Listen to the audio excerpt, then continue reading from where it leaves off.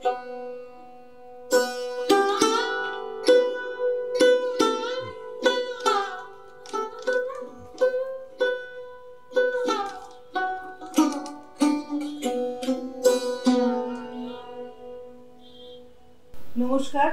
ওঙ্কারশ্রী তারা কথায় আপনাদের সবাইকে স্বাগত। আজকের তারা কথায় যাকে আমরা পেয়েছি, তিনি বাঙালির গর্ব, তিনি বাংলার গর্ব, এবং শুধু তাই নয়, এই বাংলা ছাড়িয়ে ভূভারত ছাড়িয়ে বিশ্বজোড়া খ্যাতি তার, বিখ্যাত সরোদবাদক শ্রী পণ্ডিত দেবজ্যোতি বোস আজ আমাদের সাথে। দেবজ্যোতি, আপনাকে প্রথমেই যেটা জিজ্ঞাসা করবো যে একদম শুরু থেকে আপনি শুরুর কথা বলুন।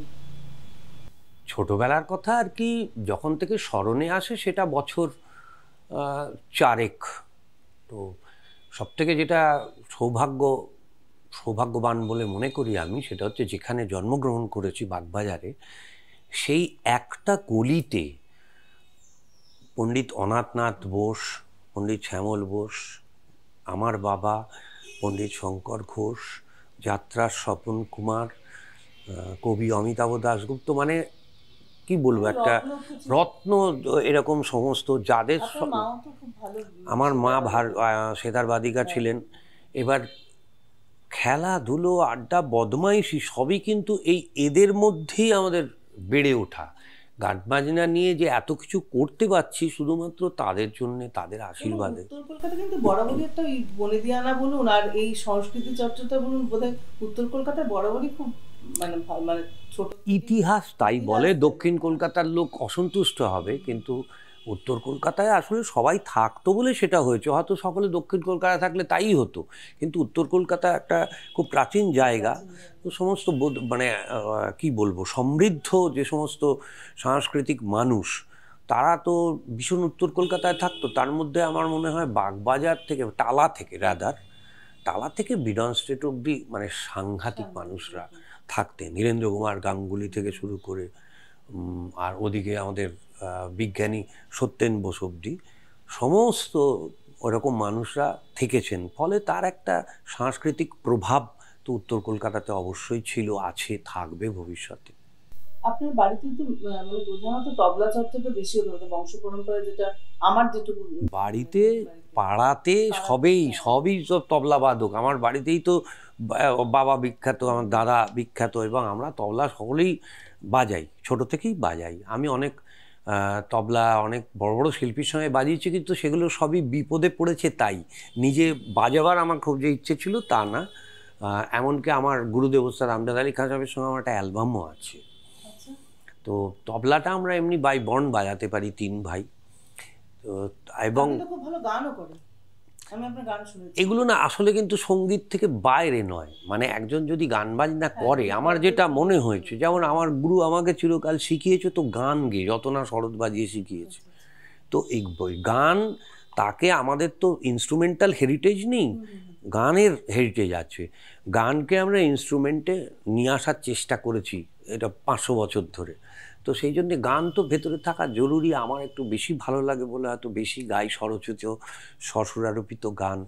আর আমার গান তো প্রায় সব শিল্পী গেয়েছে, কলকাতায় পশ্চিমবাংলা সবাই গেয়েছে, শুধু বম্বের শ্রেয়া ঘোষাল আর কবিতা কৃষ্ণমূর্তি গেয়েছেন, বাকি সবাই গেয়েছে। আমার যেটা মানে এখন খুব জিজ্ঞেস করছে, কৌতূহল হচ্ছে মনে, যে এই তবলা গান সবটা ছেড়ে স্বর দিল কখন হাতে? এটা আমার মনে হয় আমার মায়ের কিছু একটা প্রভাব। মা সেতারবাদিকা ছিলেন, বলতেন না কিন্তু বুঝতাম। 3 ভাই তবলা বাজাতাম, সেটা মা ভাবতো তাহলে মার লিগ্যাসিটা, মার তো সব থেকে বড় স্যাক্রিফাইস। মা নিজে একটা দারুণ সেতারবাদিকা হিসেবে প্রতিষ্ঠা মানে খানিকটা পেয়ে গেছে, তখন সব ছেড়ে আমাদের সময় দিয়ে বড় করা, আমাদের কি করলে ভালো হবে, আমার বাবা তবলা বাদক, তাকে হেল্প করা। তো মার একটা ছিল যে লিগ্যাসিটা কে রাখবে। তো বাড়িতে একটা ছোট্ট সরোদ বাবা এনে রেখেছিল, বাজাতে আমাকে বলেনি, ছোট্ট একটা সরোদ। তো সেটা আমার কাকার ইনস্ট্রুমেন্টাল দোকান ছিল, সেখান থেকে এনে রেখে দিয়েছিল। তো ছোটোবেলা যা হয়, লোকে কিন্তু একটা ভুল করে, অনেকেই এসে বলে না, ও না ছোটোবেলা থেকেই জানেন তো তবলা বাজায়, ও জানেন তো ছোটোবেলা থেকেই টেবিল বাজায়। আসলে কি হয়, আমরা যখন ছোট থাকি একটা অচেনা কিছু দেখলে তো সেটা আমরা জানতে চাই। আমিও সেই শরৎটাকে কিছুই না, না মেলাতেও জানি না কি, কিছুই জানি না, নিজের মতন করে মিলিয়ে হিন্দি ছায়াছবির গান বাজাবার চেষ্টা করছিলাম। তো তখন বাবা বলল যে এই হিন্দি ছায়াছবির গান না বাজিয়ে তার থেকে তুই একটু লহরা দে। আমি রেয়াজ করছি, লহরা দে, এই আমার শুরু।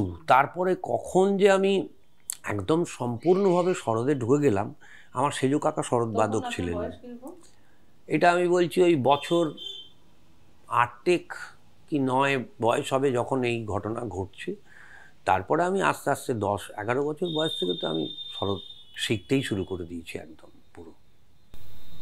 এই যে শরৎ শেখা, তার সঙ্গে একটা এই যে প্রাসঙ্গিক এখন শরৎকাল, মা দুর্গা এসছেন, আপনার ছোটবেলার পুজোটা একটু জানতে চাই কিভাবে কেটেছে, বা এই শরৎটা কিভাবে এলো আপনার হাতে, মানে ওই একটা সময় ছাড়া যখন আপনি বাড়ির যে শরৎটা সেটাকে বাজাচ্ছিলেন, তারপরে কিভাবে? এটা বললে সত্যিই কেউ বিশ্বাস করবে না। আমার বাবার একটা অদ্ভুত ব্যাপার ছিল, কোনো কিছু বিনিময় প্রথাটা বাবা বোধহয় আমাদের মধ্যে একটা বীজ বপন করতে চাইছিলেন, যে কিছু দিয়ে কিছু নিতে হয়, শুধু চাইলে হয় না। যদি তখনকার দিনে 10-15 পয়সা চাইলেই একটা মান্নাদের গান শোনাতে বলতো বাবা, এরকমই করতো। তো আমাকে বলা হলো পুজোয় জামা কাপড় নেবে না শরৎ, যে শরৎটার কথা বলছি ওটা একটা প্রপার শরৎ নয়, খুব ছোট ছিল। তো যখন ঠিক হলো যে আমি শরৎটা শিখবো, একটা শরৎ লাগবে, বাবা বললো পুজোয় জামা কাপড় নেবে না শরৎ। আমার তখন একটা 10 বছরের ছেলে, আমার কাছে পুজোয় জামা কাপড়ের ভ্যালু অনেক বেশি, এবং সবে তখন আমার পাড়ায় পুজো শুরু হয়েছে, বাগবাজার সার্বজনীন ভেঙে আমাদের পুজো শুরু হয়েছে।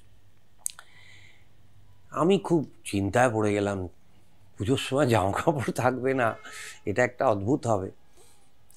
দাদারা বললো যে দেখ পুজো চলে যাবে, জামা কাপড়ও পুরনো হয়ে যাবে, শরৎ কিন্তু থেকে যাবে, তুই একটু ভেবে দেখ।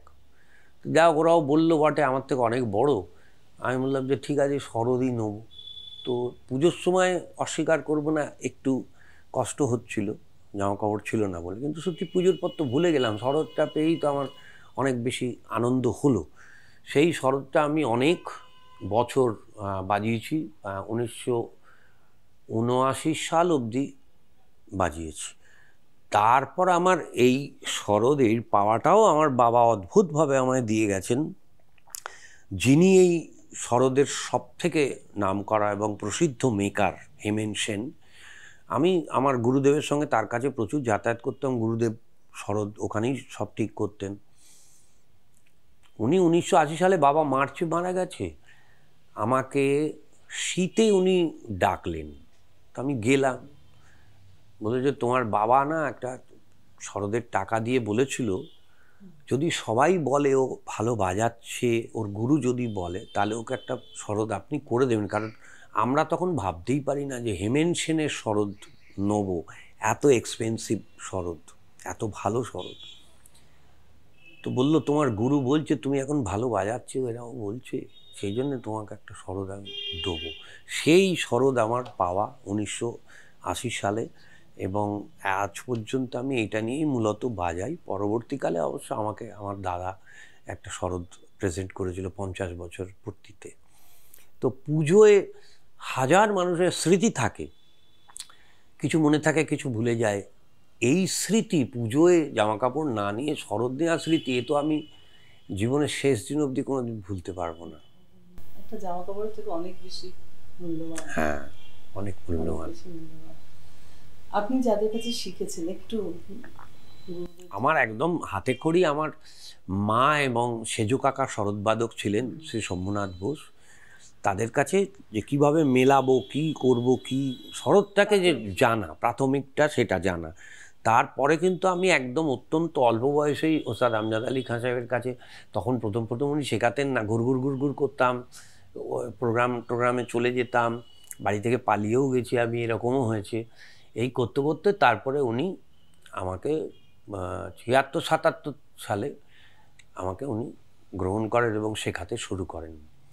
তারপর তো আমি আপনি এখানে তো শিখতেন না, 80 সালে চলে গেলাম, মানে তো গিয়ে ফিরে আসতাম শিখে, 80 সালে চলেই গেলাম বাবা মারা যাওয়ার পরে।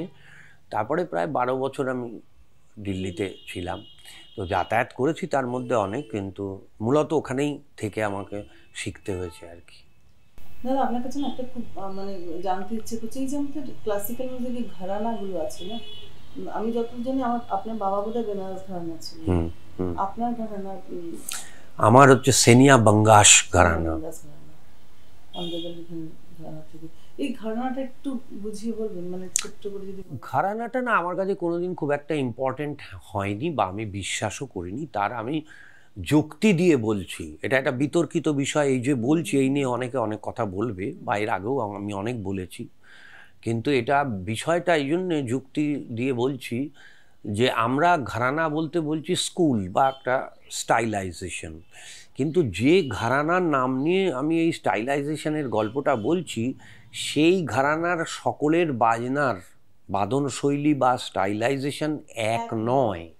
তো সেই জন্য আমি খুব একটা ঘরানায় বিশ্বাস করি না, আমি বাদনশৈলীতে বিশ্বাস করি। আমার গুরুদেবের আগে আমার গুরুদেবের বাবাও এরকম বাজাতেন না, ওস্তাদ আলী আকবর খান সাহেবের বাবাও এরকম বাজাতেন না, যেটা তারা বাজালো এবং দিয়ে গেল একটা 1000 বছরের কন্ট্রিবিউশন। তবলাতেও সব জায়গাতে এই বেনারস ঘরানার তবলাবাদক আমার বাবা, কিন্তু আমার বাবা লখনৌ ঘরানায় দীর্ঘদিন শিখেছে।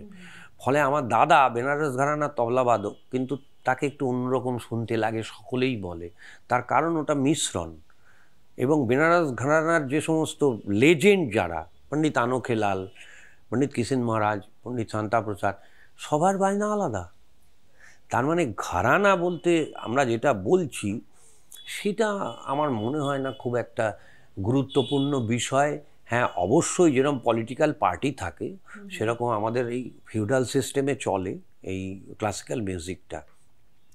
তো তাতে অনেক রেষারেষি, অনেক মানে নেগেটিভ দিক আছে, যেগুলো সব ঘরানা ওরিয়েন্টেড।